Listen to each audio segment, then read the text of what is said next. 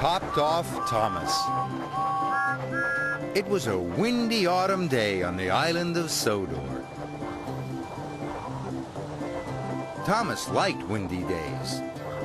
Sometimes Thomas liked to race the wind. "I can go faster than you, Mr. Wind," Thomas tooted as he steamed along. Thomas had to stop at a junction. Spencer was already there. Thomas was surprised. "Hello, Spencer. What are you doing on Sodor?" "I," steamed Spencer, "am to pick up Sir Topham and Lady Hat and the Duke and Duchess of Boxford. They are waiting at Kelsthorpe Station. I am to take them to a very important tea party at the Scottish castle." Thomas was disappointed. "Why can't I take them in Annie and Clarabelle?" he puffed. "Because," huffed Spencer loudly, "you are a small engine, and small engines get small jobs. I am a big engine, and big engines get big jobs." "I can go faster than the wind," chuffed Thomas crossly. "Nonsense," sniffed Spencer.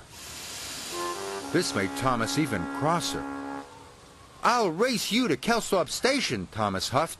"Then we'll see." The signal changed. Spencer and Thomas wheeshed away. Thomas was determined to win. Sir Topham Hatt, Lady Hat, and the Duke and Duchess of Boxford were waiting on the platform at Kelsthorpe.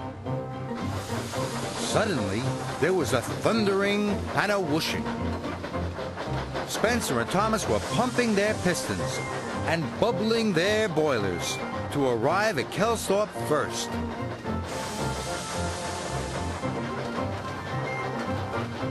Spencer screeched to a halt, but Thomas raced straight through the station. There was a rush of wind so big, it blew Sir Topham Hatt's top hat right off his head. Sir Topham Hatt was very cross. Thomas reversed slowly back into the station. He was very worried. "Thomas," boomed Sir Topham Hatt, "why were you going so fast? You know engines must go slowly through stations." Thomas felt terrible. "I'm sorry, sir," he peeped. "And," Sir Topham Hatt added, "my hat has blown away. I must have my hat."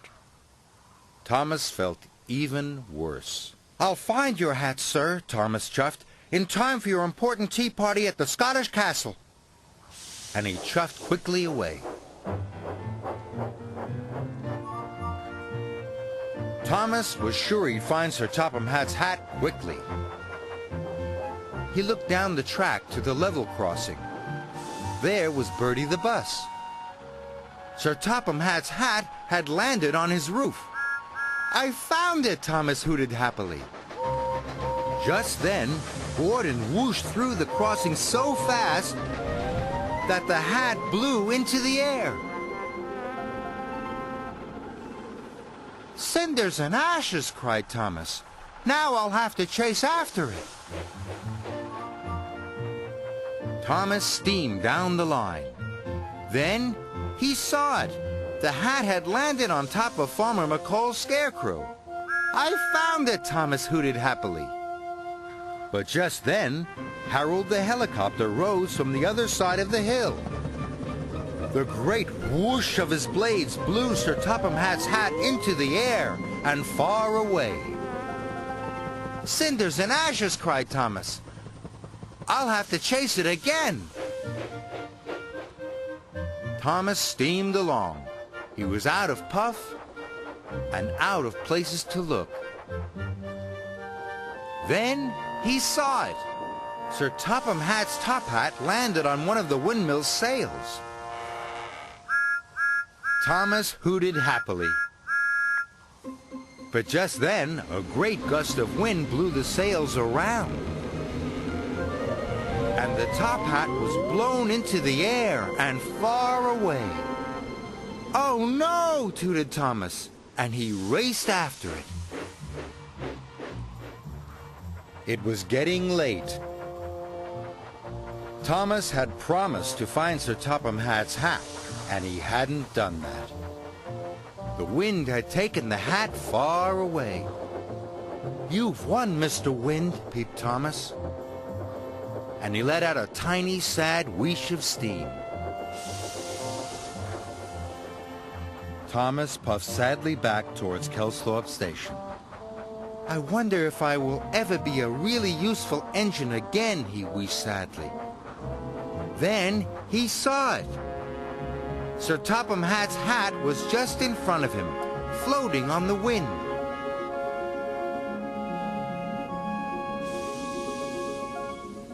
"I was silly to think I was as fast as you, Mr. Wind," Thomas chuffed quietly.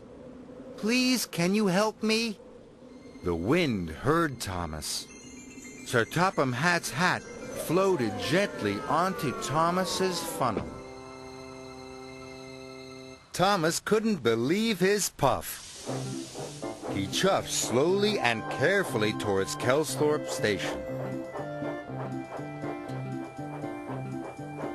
When Thomas arrived, everyone was waiting. Then Sir Topham Hatt gasped. He saw his hat on top of Thomas's funnel.